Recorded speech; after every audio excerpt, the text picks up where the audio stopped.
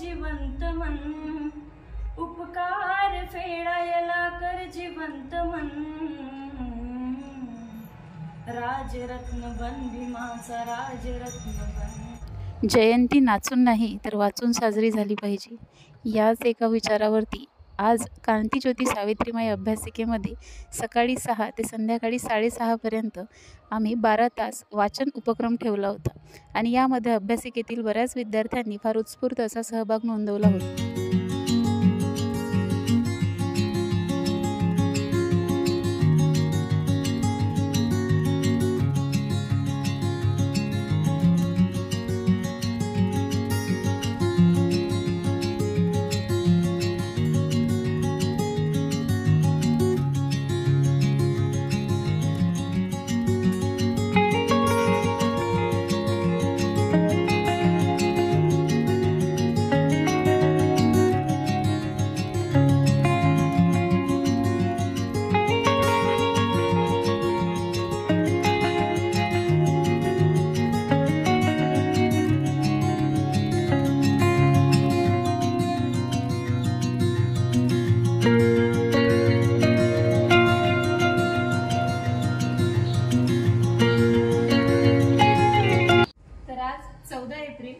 Doctor Babasaheb Ambedkar यांची जयंती।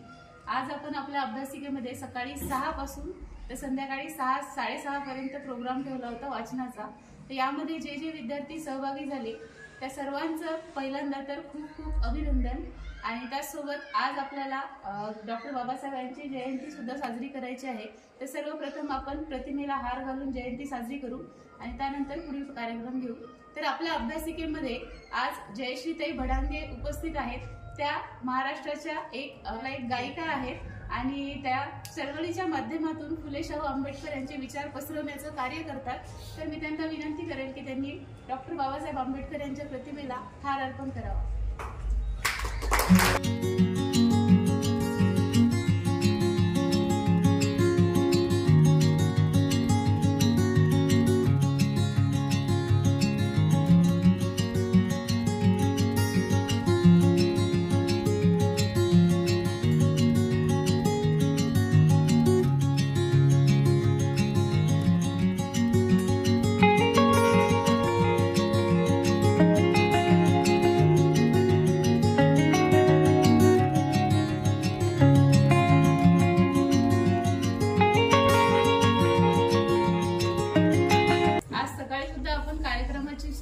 फूल आणि हार अर्पण करून केली होती आणि आता सुद्धा आपण कार्यक्रमाचा समारोप नाही म्हणते, परंतु परत एकदा आज आपलं टार्गेट आहे विद्यार्थ्यांनी जे अचीव केलेलं आहे ते पूर्ण झालं म्हणून पुन्हा एकदा आपण हार अर्पण करतोय। तर आजच्या या प्रोग्राम मध्ये आम्ही सकाळी 6 वाजता टार्गेट ठेवलं होतं। अपेक्षा होती की सर्व विद्यार्थ्यांनी यामध्ये सहभागी व्हायला पाहिजे होतं, पण अपेक्षेप्रमाणे काही तुम्ही सहभागी झाले नाही। बऱ्याच जणांच्या काही अडचणी असतील, काही बाहेर गावावरून येतात, परंतु काही विद्यार्थी जे आपल्या अभ्यासिकेमध्ये नाही आहेत अशा दोघी जणी आपल्याकडे आज जॉईन झाल्या होत्या। त्यातल्याच एक जयश्रीताई आहेत, त्यासोबत ही आपल्या अभ्यासिकेतलीच आहे पण सध्या येत नाहीये। तर ही आपली गायत्री भोयर ही सुद्धा जॉईन झाली होती। त्यांनी सुद्धा सकाळी 6 पासून आपल्या अभ्यासिकेमध्ये आता 6 पर्यंत कंटिन्यू अभ्यास केला। 12 तासाचं टार्गेट ठेवलं होतं पण त्यातले ॲटलिस्ट त्यांनी 10 तास तरी कंटिन्यू वाचन केलं। आणि सांगायला अजून आनंद होतो की एक ठरवलेलं जेवढं टार्गेट होतं त्याच्यापेक्षा जास्त पुस्तकं त्यांचे आज कंप्लीट झाले।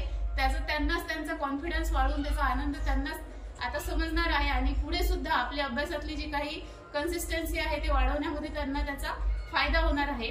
तर आजच्या या कार्यक्रमाप्रसंगी आपल्या अभ्यासिकेतील सागर वानखळे यांना 2 शब्द बोलायचे आहे। त्यांना मी विनंती करेल की त्यांनी आपले 2 शब्द इथे मांडावे। आज अशा महामानवाची जयंती आहे ज्यामुळे आपला भारत कणखर आणि म्हणजे त्यांनी रचलेल्या एका पुस्तकामुळे आपला भारत अखंडतेच्या आणि अखंड स्फूर्तीने पुढे वाटचाल करत आहे।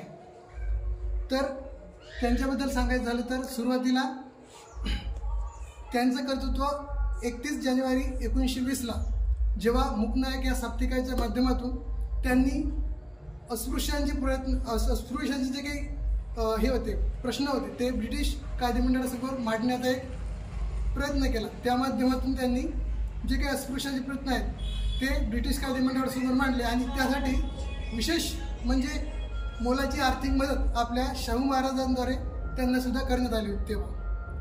त्यानंतर त्यांनी 8 मार्च 1920ला जी काही माणगाव परिषद भरली होती तिथे त्यांच्या कर्तृत्वाने एक जनतेला त्यांचा एक उद्धारकर्ता त्यांना मिळाला. अस्पृश्यांचे प्रश्न त्यातून मांडले गेले आणि तिथे उपस्थित शाहू महाराजांनी त्यातून म्हटलं होतं की तुम्हाला तुमचा उद्धारकर्ता मिळाला आहे, तुम्ही यांच्या माध्यमातून चांगला लढा द्या आणि तुम्हाला नक्कीच तिथपर्यंत तुमची वाटचाल होईल जिथपर्यंत तुम्हाला तुमचे हक्क जे आहेत, मूलभूत अधिकार जे होते तेव्हा अस्पृश्यांना नव्हते, तुम्हाला त्या गोष्टी माहीतच आहेत.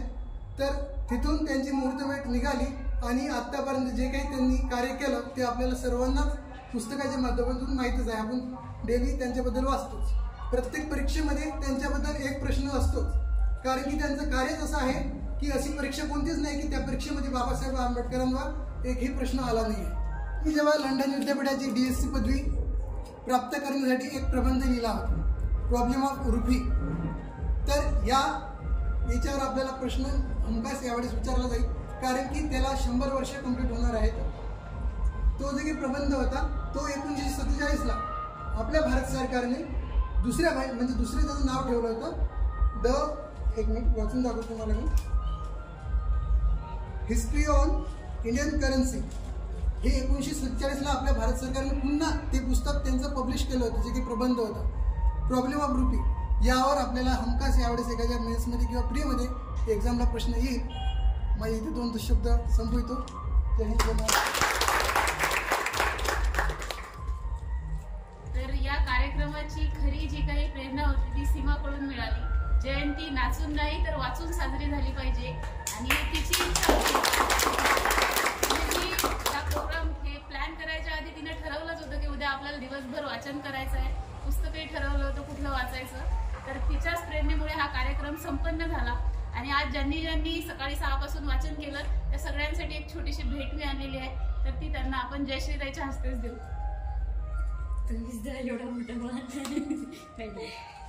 गायत्री भोयर हायलाइटर आहे, तुमची लाईफ कशीच हायलाइट हो ते सांगू.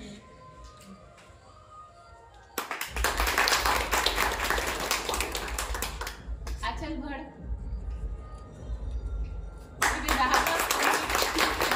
अजून उठायची इच्छा नव्हती तिची. पूजा राठोड, नलिनी डुकरे,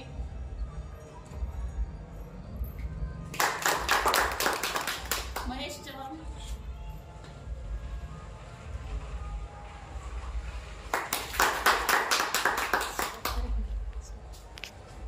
शृंगारे, सुदर्शन जाधव नाही आहे. सुदर्शन जाधव यांनी पण सकाळपासून वाचन केलं. त्यांचा पेन मी त्यांच्या मित्राकडे देऊन ठेवते. त्यानंतर आपल्या लायब्ररीमध्ये जेव्हाही प्रोग्राम होतो तेव्हा प्रत्येक वेळी म्हणतो की कोणीतरी बोला, कोणीच बोलायसाठी पुढे येत नाही. त्यामुळे आज आपल्याला 2 शब्द ज्यांनी सांगितले त्यांना सुद्धा एक हायलायटर देऊन आपण त्यांचा सत्कार करू. अभ्यासिका चालवता ही खूप मोठी गोष्ट आहे आणि अभ्यासिकामध्ये मी पहिल्यांदाच आले आज. याच्या आधी मी कधी अभ्यासिकामध्ये बसले नाही. मी इंजिनिअरिंगचा अभ्यास केला, त्यानंतर आता MSTPचा अभ्यास करते. पण खरंच या सर्व जे तुम्ही अभ्यासिका सुरू केली, अभ्यासिकेत अभ्यास करून आणि हे सर्व म्हणजे आपले बांधव या अभ्यासिकेमध्ये अभ्यास करतात ही खूप मोठी गोष्ट आहे. सर्वप्रथम मी त्यांना सगळ्यांचं अभिनंदन करते आणि सगळ्यांना खरंच खूपच मोठी गोष्ट आहे एवढ्या वेळपर्यंत अभ्यास करणं बसून, म्हणजे आज मला जाणवलं. आणि याच्यावरून विचारते की बाबासाहेबांनी कसा अभ्यास केला असेल. आपण तर वेळेवर खातो, सगळ्या गोष्टी वेळेवर झोपायला तर डोळे पण लावतो, पण म्हणजे बाबासाहेबांच्या वेळेस बाबासाहेब त्यांना कोणीच म्हणलं नव्हतं की अभ्यास करा किंवा करून त्यांना जबरदस्ती कोणी पाठवतही नव्हतं तुम्ही अभ्यास करा. आता मला तरी वाटते की सगळेजण जे अभ्यास करायला आले ते फक्त आपला करिअरसाठी आले स्वतःचं, है ना. कोणीतरी आलं का असं की मला समाजासाठी काहीतरी करायचं आहे म्हणूनच मी हे केलं पाहिजे. प्रत्येक जणांसाठी आला आणि खरंच ती गरज आहे आजची, कारण स्वतःच आपण पायावर उभं राहिलं तर समाजासाठी कुठं काय करणार आहे, बरोबर. सगळेजण आपण स्वतःच्या करिअरसाठी आलो तरीही एवढं सिरियसनेस नाही आपलं.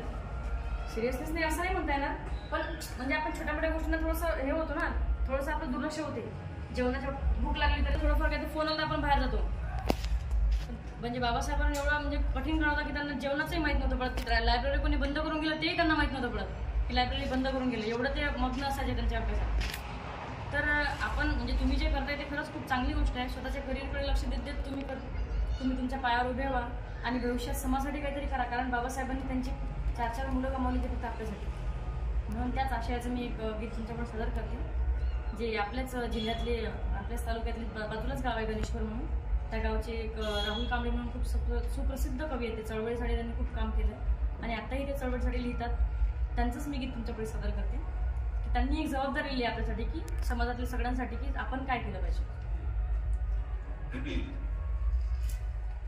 उपकार फेडायला कर जिवंत मन, उपकार फेडायला कर जिवंत मन,